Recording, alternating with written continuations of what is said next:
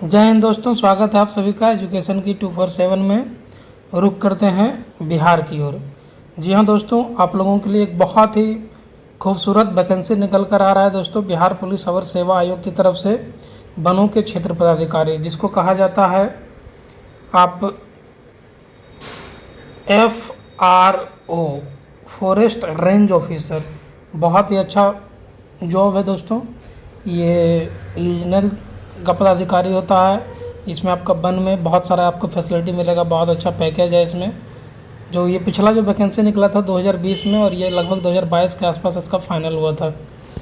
तो देखते हैं दोस्तों इसमें क्या क्या है। ये जो ऑनलाइन आवेदन प्राप्त करने की अंतिम तिथि है 1 जून 2025। तो देखते हैं क्या है।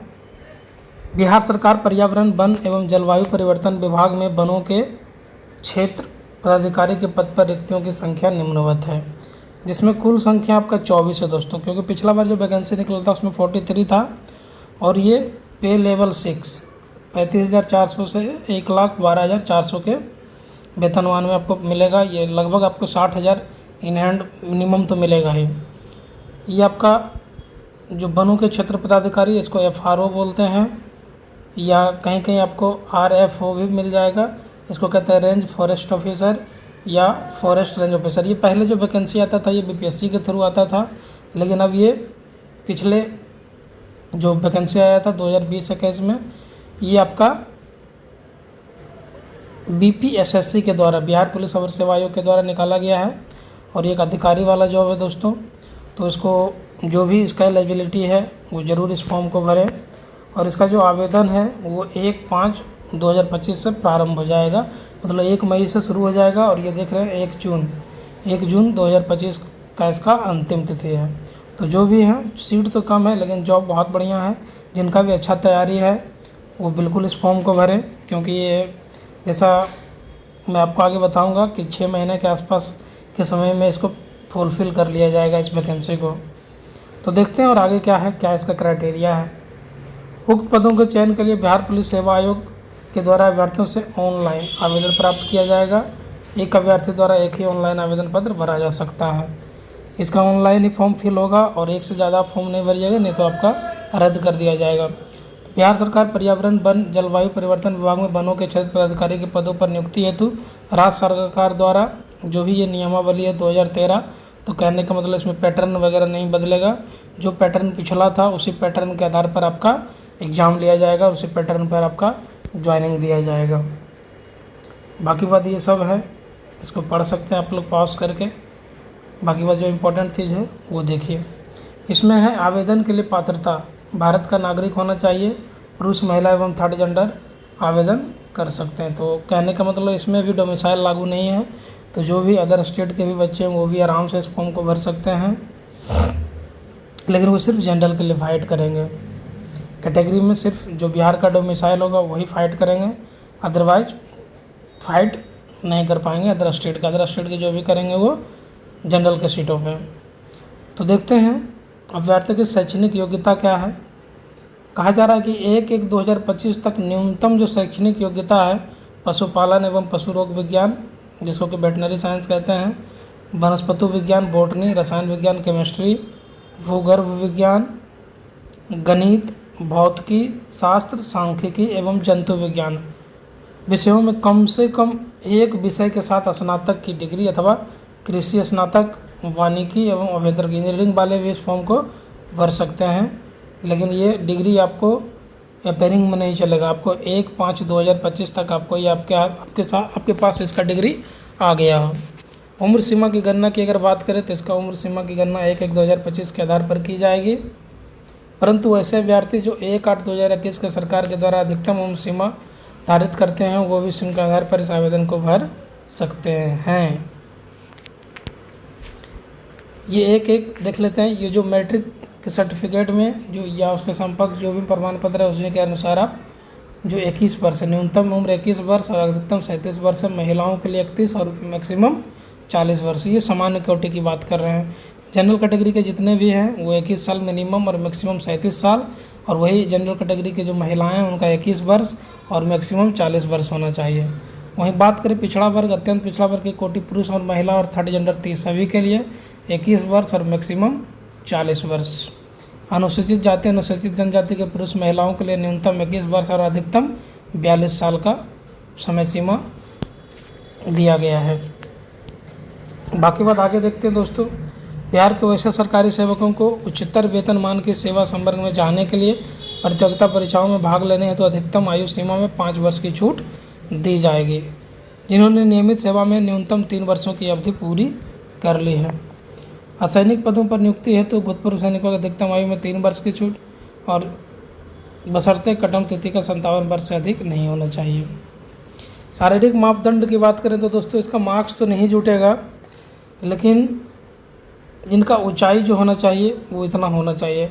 अनारक्षित, सामान्य वर्ग, पिछड़ा वर्ग और अत्यंत पिछड़ा वर्ग, अनुसूचित जाति वर्ग के पुरुष, जितने भी पुरुष हैं उनका मिनिमम जो हाइट है 163 सेंटीमीटर तो होना चाहिए और अनुसूचित जनजाति का 152 होना चाहिए। वहीं अनारक्षित महिलाएं या जितने भी महिलाएं सभी का महिलाओं का न्यूनतम 150 सेंटीमीटर होना चाहिए। तो जितने भी अनारक्षित, पिछड़ा वर्ग, अत्यंत पिछड़ा वर्ग, अनुसूचित जाति में आते हैं उनका पुरुष के लिए 163 सेंटीमीटर, अनुसूचित जनजाति के पुरुष के लिए 152 और जितने भी महिलाएं हैं टोटल महिलाओं का 150 सेंटीमीटर हाइट होना चाहिए। अगर आप एग्ज़ाम पास भी कर जाते हैं और ये हाइट आपका नहीं है तो आपको जॉब नहीं मिलेगा। तो ध्यान देना है, ये क्राइटेरिया है, शारीरिक मानदंड ये आपको फुलफिल होना चाहिए। और आगे देखते हैं अनुसूचित जनजाति महिलाओं के लिए न्यूनतम ऊंचाई 145 सेंटीमीटर है। सीना सिर्फ पुरुषों का देखा जाता है, तो सीना जो पुरुष के लिए है सामान्य वर्ग के लिए बिना फुलाए 79 सेंटीमीटर और फुलाकर 84 सेंटीमीटर। ये सभी के लिए है, जितना भी चाहे वो जनरल हो, पिछड़ा वर्ग हो, अत्यंत पिछड़ा वर्ग, अनुसूचित जाति हो, अनुसूचित जाति, जितने भी पुरुष हैं सभी का बिना फुलाए सीना कम से कम 79 सेंटीमीटर न्यूनतम होना चाहिए और फुलाकर 84 सेंटीमीटर। मान लीजिए आपका 79 सेंटीमीटर है तो उसको फुला के 84, अगर 80 है तो 85 सेंटीमीटर, 5 सेंटीमीटर का अंतर होना अनिवार्य है। महिलाओं के लिए सीना की मापी नहीं होगी, यह स्पष्ट है कि महिलाओं के लिए सीना की मापी नहीं होगी। यह जो किन्नर हैं, हिजड़ा हैं, ट्रांसजेंडर हैं, उनका शारीरिक मापदंड तथा शारीरिक दक्षता मापदंड पिछड़ा वर्ग के अभ्यर्थियों के समान ही होगा। जितने भी किन्नर हैं जो पिछड़ा वर्ग का जो क्राइटेरिया उसी क्राइटेरिया में आपको भी कंसीडर किया जाएगा। अब देखते हैं नियुक्ति की प्रक्रिया। नियुक्ति की प्रक्रिया में लिखित परीक्षा, साक्षात्कार एवं शारीरिक सामर्थ्य परीक्षण के आधार पर चयन किया जाएगा।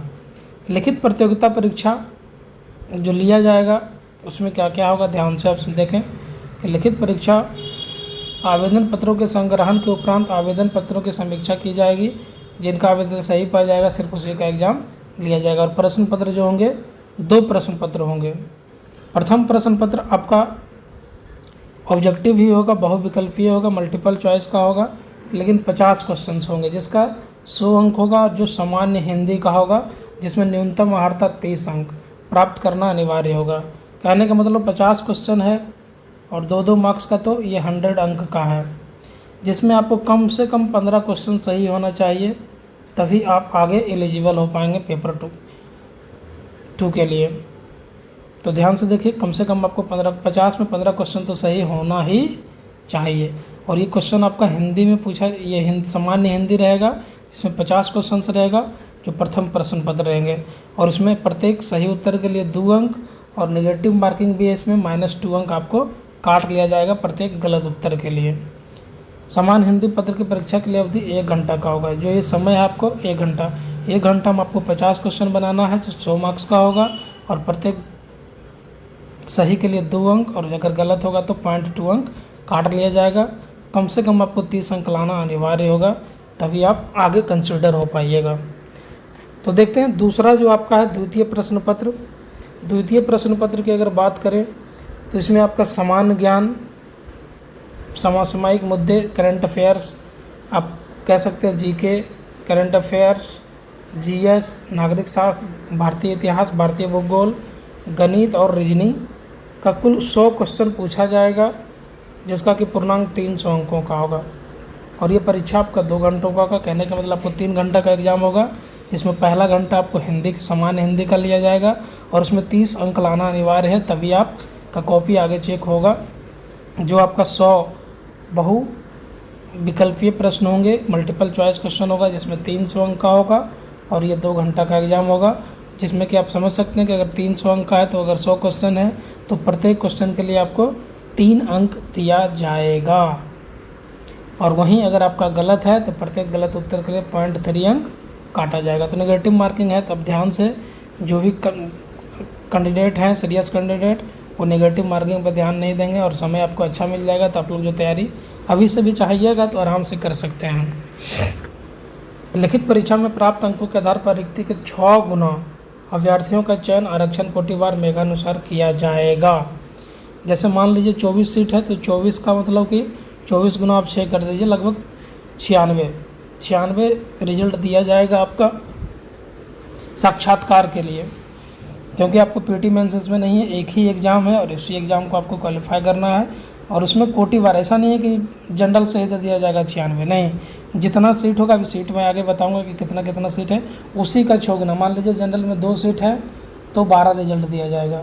मान लेते हैं बीसी में 7 सीट है तो 42 रिजल्ट बीसी में दिया जाएगा। तो कैटेगरी के हिसाब से आपका दिया जाएगा और उसी के अनुपात में आपका रिजल्ट जारी किया जाएगा और उसी के अनुपात में आपको साक्षात्कार इंटरव्यू के लिए बुलाया जाएगा। और इंटरव्यू ध्यान से देखिए दोस्तों 50 अंकों का होगा, 50 अंकों का होगा। और इसमें आपको जैसे आप वन के बारे में, तो वन के बारे में आपकी जानकारी अच्छा से होना चाहिए। आप जिस क्षेत्र के हैं उस क्षेत्र में क्या है, वन का संसाधन क्या है, उसका उपयोग क्या है, उसके बारे में आपको जानकारी अच्छे से होनी चाहिए। साक्षात्कार में ये पूछा जाएगा आप ग्रेजुएशन आपका किस सब्जेक्ट से है, क्योंकि इसमें तो आप देख रहे हैं कि एलिजिबल वही है जो साइंस बैकग्राउंड से हैं, या स्टैटिक्स है तो स्टैटिक्स कॉमर्स का सब्जेक्ट है तो उसमें से आप बीटेक वाले हैं, और इसमें आपका बीए वाला कंसिडर नहीं है। तो आपका इंटरव्यू 50 अंक का होगा।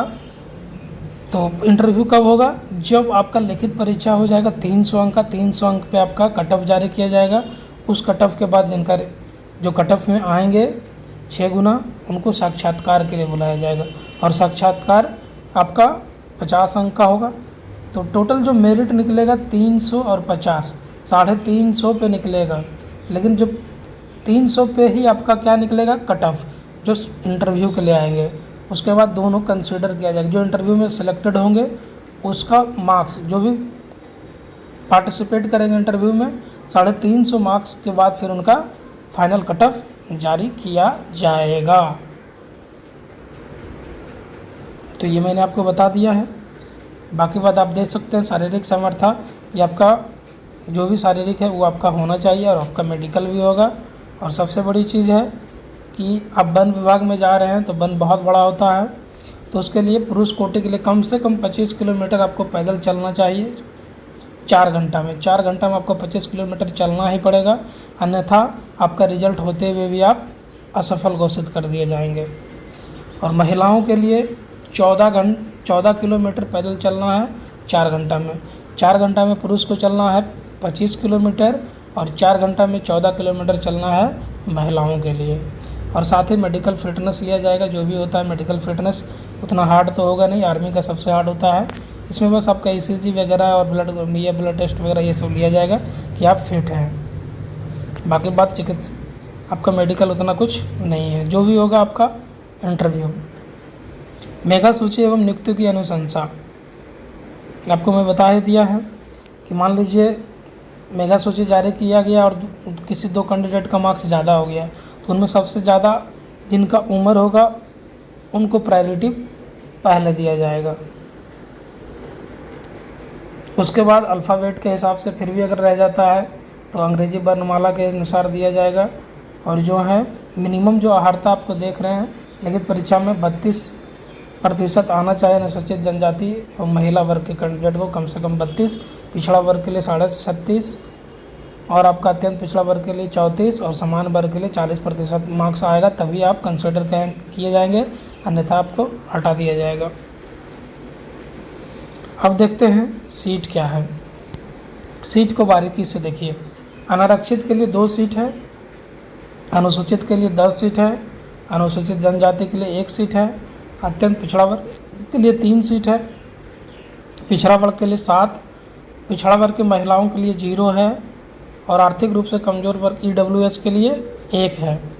तो टोटल सीटों की संख्या आपका 24 है। ऐसा इसलिए क्योंकि जब 2020 में वैकेंसी आया था तो उस समय पिछड़ा वर्ग और अनुसूचित जाति का सीट बहुत ही कम था, 1-2 के आसपास ऐसा ही था।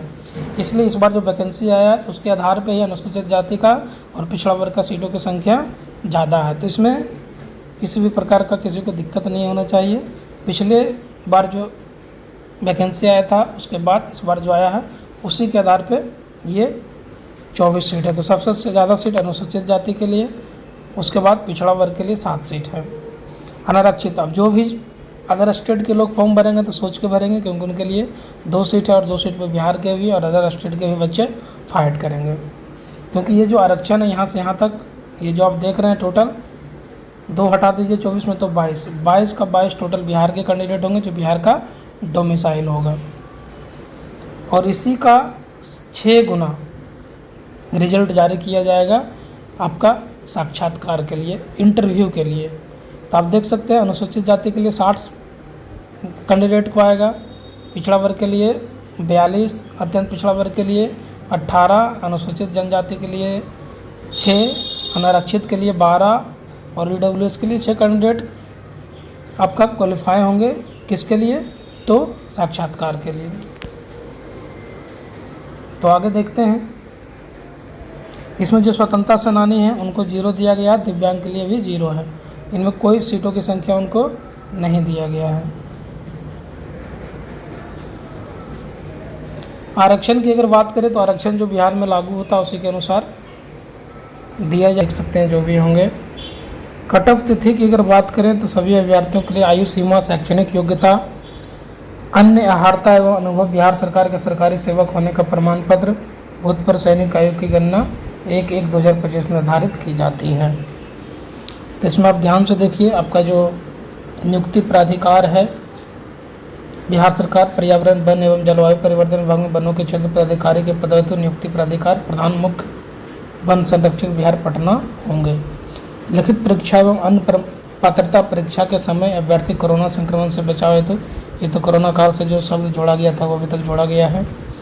ऑनलाइन जो आवेदन की प्रक्रिया है ये आप देख लीजिए ध्यान से, इसी वेबसाइट पे आपको जाना, इस लिंक पे फॉरेस्ट डिपार्टमेंट टैब पर विस्तार से उस पर बता दिया गया है। जैसे ही फॉर्म फिल होना शुरू होगा दोस्तों 1 मई से, तो मैं आपको फॉर्म भर के भी मैं दिखाऊंगा आपको कैसे फॉर्म भरा जाता है। और जो बिहार राज्य का मूल निवासी है, अत्यंत पिछड़ा वर्ग जो भी आर्थिक रूप से अनारक्षित वर्ग के लिए सभी कोटि के लिए इसमें 700 रुपया, अनुसूचित जनजाति के लिए 400 रुपया रखा गया है। और ये आप राशि का जो भुगतान है नेट बैंकिंग, क्रेडिट कार्ड, रुपए डेबिट कार्ड या आप नेट बैंकिंग के माध्यम से ट्रांजैक्शन होंगे। और ऑनलाइन आवेदन भरने के लिए आवश्यक निर्देश आपको दिया गया है, इसको आप लोग ध्यान से देख लीजिए। इसमें किसी भी प्रकार का गलती ना करेंगे, 2 बार आपको फॉर्म नहीं भरना है, इस चीज़ का आपको ध्यान रखना होगा। पंजीकरण करने के लिए मोबाइल नंबर तथा ईमेल आईडी अनिवार्य है। मोबाइल नंबर और ईमेल आईडी आपको रखना ही होगा, जिस पर कि आपका OTP जाएगा और कोई जो भी सूचना होगा आपको ईमेल आईडी या फ़ोन के माध्यम से आपको साझा किया जाएगा। भर्ती के अंतिम चरण पूर्ण होने तक आयोग उसी मोबाइल नंबर को आपको रखना है, जब तक उसके लिए अगर आपके पास नहीं रहेगा तो फिर आप जिम्मेदार होंगे, बाद में दिक्कत हो सकता है। और बाकी बात देख लीजिए, इसमें एक मोबाइल नंबर से एक ही फॉर्म भरा जाएगा। ऐसा नहीं कि आप एक मोबाइल नंबर से बहुत सारा फॉर्म भर रहे हैं, ऐसा आपको गलती बिल्कुल भी नहीं करना है। और अगर आप कुछ भी गलत करते हैं तो कठोर कार्रवाई होगा, ये सब तो आप पढ़ ही सकते हैं। बाकी बात जो भी होगा 2 भाग में भरा जाएगा। पहला भाग में आपको मेल आईडी पासवर्ड जनरेट कर लेना है, ये तो मैं आपको कल फॉर्म भर के दिखाऊंगा। तो फिलहाल अभी देखिए फ़ोटो हस्ताक्षर जो भी हैं वो आपको क्लियर करना है। ऐसा नहीं कि फ़ोटो अगर आप खुद से भरते हैं तो बढ़िया बात है, अगर नहीं भरते हैं तो जहाँ भी आप साइबर कैफ़े में अगर भरवाते हैं तो आप अच्छे से ध्यान से देख लेंगे कि आपका ही फ़ोटो है, आपका ही सिग्नेचर है। इन्हें कैसे में बाद में भविष्य में दिक्कत हो सकता है, क्योंकि ये पुलिस विभाग का है जॉब है, जिसमें थोड़ा सा जांच प्रक्रिया थोड़ा सा विस्तार से और थोड़ा सा कड़ा होता है। बाकी बात जैसे ही आप लोग सब कुछ अपलोड कर देंगे, फॉर्म भरने के बाद आपको प्रिंट निकाल के रख लेना है और इसमें जो आपको बताया गया है कि आवेदन में, और इसमें एक चीज़ ध्यान से रखिएगा दोस्तों, इसमें जो आपको आरक्षण के लिए जो है आपका EWS चाहे नॉन क्रीमी लेयर ये आपका करंट में आप बनवा लेंगे। और जो अगर महिला उम्मीदवार भर रहे हैं तो अपने पति के आधार पर प्रमाण पत्र समर्पित करना होगा आपको। और बाकी बात आप लोग इसको देख लीजिएगा, जो भी होगा थोड़ा सा पॉज करके आप लोग पढ़ सकते हैं। ये 29/4 कल के डेट में ही ये जारी किया गया है। तो आपको दोस्तों ध्यान में क्या रखना है, आपको 1/5 से आपका फॉर्म शुरू होगा और 1/6 तक आपका फॉर्म भरा जाएगा।